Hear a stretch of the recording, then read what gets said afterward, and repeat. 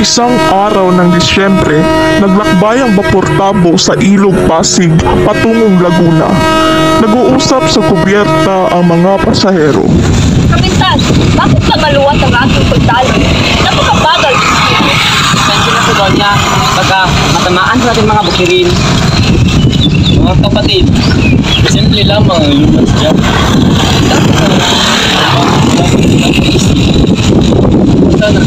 Sana ang bagong ilog, magbukay lamang ng isang tanan. At sa gayon ay, isarado na lamang ang ilog Pasig. Ngunit ang salaping gagastahin sa manggagawa. Saan tayo kuha, Ginoong Simon? Hindi problema yan. Gamitin natin ang mga bilanggo bilang manggagawa.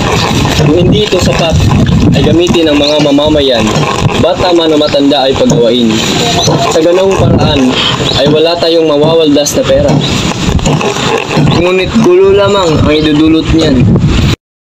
Tiyak ako na hindi maghihimagsik ang pulong ito. Iba naman ang nangyayari sa ilalim ng kubyerta. Siksikan ng mga pasaherong Indio at Chino. Mainit dito at maingay ang makina ng bapor. Nag-uusap sina Kapitan Basilio at Isagani tungkol sa pagkakaroon ng Akademya ng Wikang Kastila. Sana namin paalam na nagbabalot kami mga kabataan nang tayo na isang institusyon gamit ang wikang Kastila. Institusyon na may wikang Kastila? Ngunit nakakalungkot naman dahil alam niyo namang totoo dyan si Padre Sibayla. Matutupad ang panukala sapagkat tutulungan tayo ni Padre Irene. Niregaluhan siya ng kastanyo at nangako siyang tutulungan tayo ng general. Pero saan naman kayo kukuha ng perang gagastusin? Mag-aabagay kami mga estudyante at ang mga guro naman po ay kalahating Pilipino at kalahating Kastila upang maging pantay ang pagturo. Naway maging matagumpay ang inyong pinaplano. Sige, maiwan ko na muna kayo. Balitaan niyo lang ako kung may puunag ang inyong panukala. Nakakasal na sa aming kapitan. Salamat sa pagkikinig sa amin. Sigan, ano nga palang sinabi na yung amay patungkol kay Paulita? Wala naman, binigyan lang ako ng payo sa pagsusuri ng mapapangsawa. Pero sinisigurado ko naman magugustuhan si Paulita. Sinabi ko na sa inyo, walang makakapantay sa kanya. Lahat ata na may na sa kanya. Tama ka, maganda, mabait, mayaman at matalino. Ang kaso lang, Kaso ano? Sabihin mo kung sa akin kung ano. o bakit ka naman tinakban? Sinabi ko lang naman na palagi niyang kasama ang kanyang dahil na napakasulit. Oo nga. Dahil ba ang matandang dalaga? Magandang araw sa iyo, Ginoong Basilio. Nais ko lamang mangumusta sa inyo. Pagpasensyahan na ako kung nakabala man ako sa inyong pinag-uusapan. Magandang araw din sa iyo, Ginoong Simon. Huwag kayong mag-alala, hindi po kayo nakakaabala. Siya nga pala si Isagani, ang matalik kong kaibigan. Isagani, si Ginoong Simon. Nagagalak po ako makita kayo, Ginoo. Ganun din ako.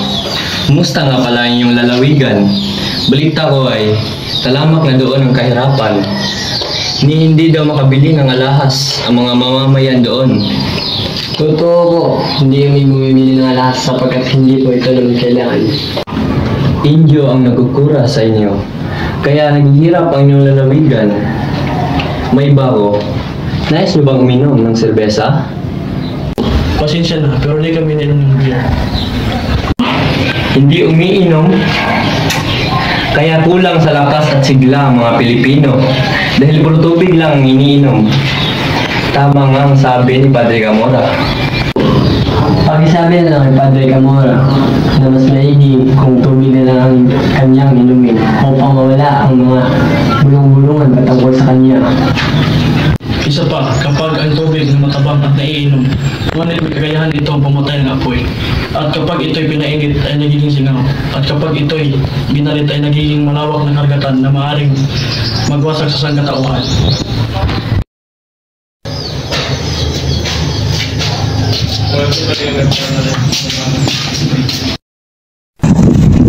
Ginoong Simon, sayang at hindi mo nakita ang mga pumunta.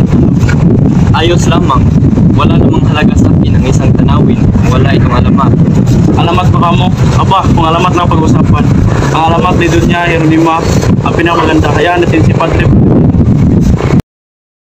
Ang alamat ni Doña Jeronima ay isang storya kung saan may dalawang magkasintahan na nangangakong sila ay magpakasal kapag sila ay nakapagtapos, ngunit hindi na muling bumalik ang nobyo at nang puntahan niya ito sa isa na itong arsobispo. Kaya kinausap siya ng dating kasintahan at sinabing kailangan niya tuparin ang pangako niya noon. Iba naman ang nasa isip ng arsobispo, kaya itinira niya si Doña Jeronima sa isang kuweba. Wala ako sa lugar upang bigyang hatol ang naging desisyon ng arsobispo. Teka, narinig niyo na ba ang alamat ni San Nicolas? Ito ay istorya kung saan may mga inchik na nakasakay sa bangka na naglalakbay nang tila may isang malademonyong buwaya ang muntikan nang sumagapa sa kanila, ngunit nang magdasal sila kay San Nicolas ay naging bato ang naturing buwaya.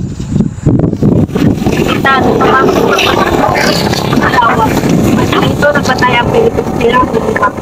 Dito nga yun. Di para ang pangalan niya. Tignan niyo nga yun. Sabi ni Mang Guarda, hinabol nila ang pangalan para umulit. Sumalon dito. At sarabak na siya. Pinapakulan agad nila ng bata. Hindi nila nakita. Ngunit nakita nila ang kulay sa lawa. Ito ang nangyari. 13 taon. Dapat lang yun sa kanya. Dahil isa siyang Pentecostal. Manak-manak na siya sa kanyang tatay dahil sa Pentecostal. Sumusobra talaga ang pralik yan.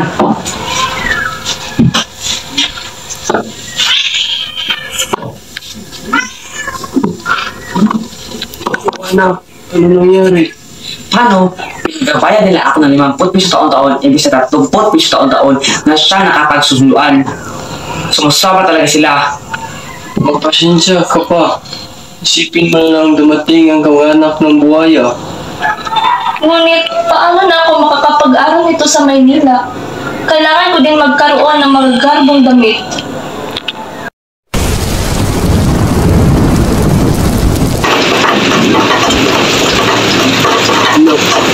Hindi ka ba nababahala sa sitwasyon mo? Maging ang gobernador ay kinakausap ka, hindi ka ba natatakot lang o nagpapapekto? Hindi ko gusto ko ang taing iyon. Maliban lamang kung may higit sa sakripisyo ko sa pagpapalago ng lupang iyon. Isang araw, dinukot ng mga tulisan si Kabesang Tales at ipinagtutubo sa halagang 500 piso. Halos mabaliw sina Tata Selo at Huli. Hindi nila alam ang gagawin. May 200 piso si Huli, ngunit hindi yon makasasapat. Nabalitaan ko ang inyong sinabi. Pauutangin kita sa isang kondisyon. Maraming salamat po. Kahit ano gagawin ko para sa aking ama. Kung gayon, manilbihan ka bilang katulong sa akin. Sige po, pumapayag na po ako. Magaling. Bukas ng umaga ay magsimula ka na. Maliwanag ba? Opo. Maraming salamat po.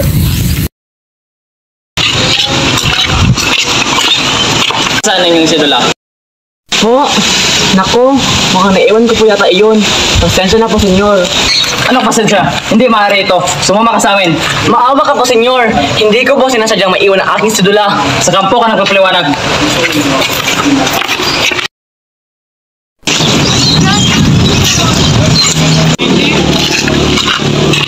Tao po. Tao po.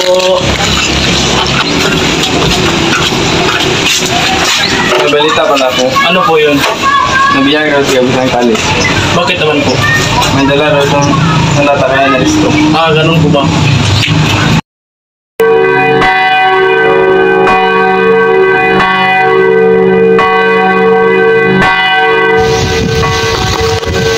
Dapat kong siguraduhin na walang sumusunod sa akin para na rin sa ating kaligtasan. Inay, patuloy pa rin ako nangungulila sa inyong Spain. Labing 3 taon na nakalipas.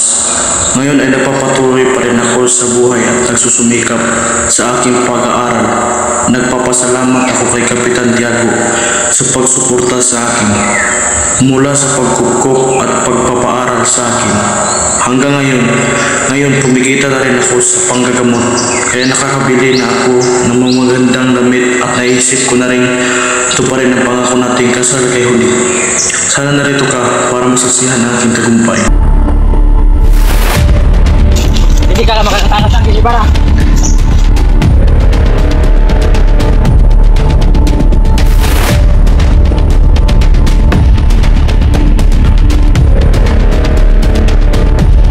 Tapusan mo na!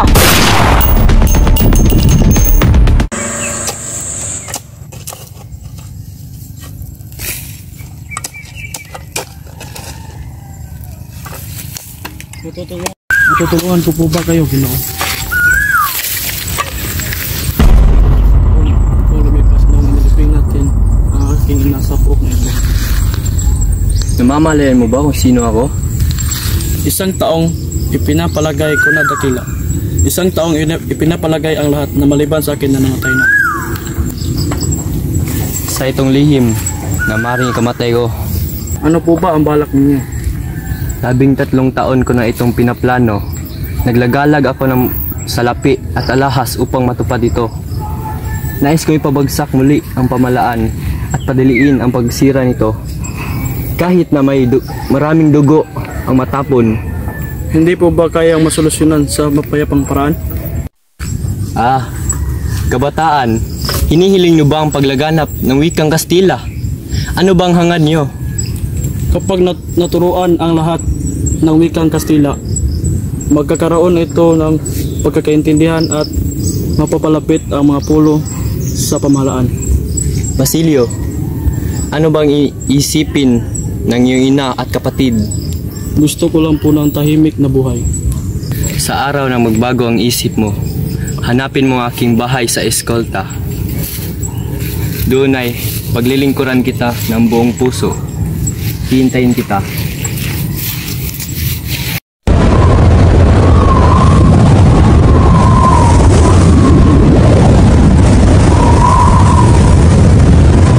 Pagkamulat ni Huli ay agad siyang nagdasal at umaasang magpapadala ang birhen ng 250 piso na kailangan niya. Gagawin niya ang lahat para makalaya si Cabezang Tales.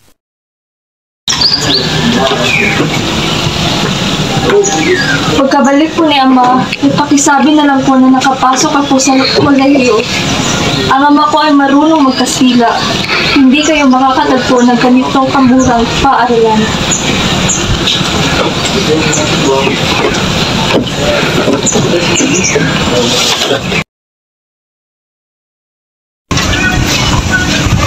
Maligayang Pasko, Silo. Ayos ka lang ba? Anong nangyayari sa'yo? Ay, napipi. Nakarating sa bayan ang kasawiang palad ni Tandang Selo. Nagdiwang sila dahil nanalo sila laban sa usapin sa lupain ni Cabezang Tales. Sinamantala nila ang pagkabilanggo nito at ipinagkaloob sa iba ang lupain. Nakalaya si Cabezang Tales sa tulong ng kwartang naipon ni Julie. Nang dumating si Tales sa tariling tahanan ay nakita niyang iba na ang nagmamayari nito pati ang kanyang lupain. Napaupo na naman siya sa paanan ng kanyang ama na halos hindi na makasalita sa buong maghapon. Nakituloy ang mag-aalahas na si Simon sa tahanan nila Cabezang Tales. Sa kabila ng paghihikaos ay hindi pa rin nakakalimutan ni Cabezang Tales ang kaugaliang Pilipino. Kaya't hindi magkatuto sa pagtanggap sa panauhing dayuhan. Dumating na ang mga mamayan ng San Diego at Chani sa tahanan ni Teals upang bumili ng alahas kay Simon. Ayaw ninyo. Marahil ang mga alahas na pangkaraniwan o uwad lamang. Siya nga, mga alahas, mga matatandang alahas. Marahil naman, meron akong mga matatandang alahas. Meron akong kwintas ni Cleopatra na sadyang nakuha sa piramida ng Ehipto. Mga singsing ng mga senador at mga ginoo na taga-Roma na nakuha sa mga guho ng Cartago. Bawat isa ay pumili ng kanilang nagugustuhan maliban kay Cabezang Tales. Kayo, wala ba kayong may pagbibili? Naipagbili niya lahat ng mga lahas ng aking anak at ang natitira ay walang nagaanong halaga. Matapos maghalugog sa bahay ay natagpuan ni Kabesang Tales ang hiyas. Sinuri ito ng maigi ni Simon. Iyon nga ang isinuot ni Maria Clara noong pista sa San Diego. Ibig ko ang pagkakayari. Magkano niya ito ipagbibili?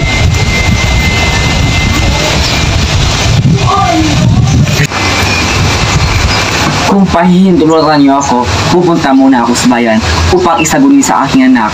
Babalik ako bago lumilim. Kinaumagahan ay wala si Kabesang Tales at ang revolver ni Simon. Ang naroon na lamang ay ang agnos at ang sulat ni Kabesang Tales na humihingi ng tawad sa pagnakaw sa revolver. Ayon sa sulat ay sasama na si Kabesang Tales sa mga tulisan. Noong gabing yun ay kumalat sa bayan na namatay ang trailing tagapangasiwa ng lupa at ang bagong may-ari ng lupain ni Kabesang Tales. Sa wakas, nahanap ko na aking hinahanap. Magkaka sa ibang kawalang sala. Halika nang tuklasin ang mundo.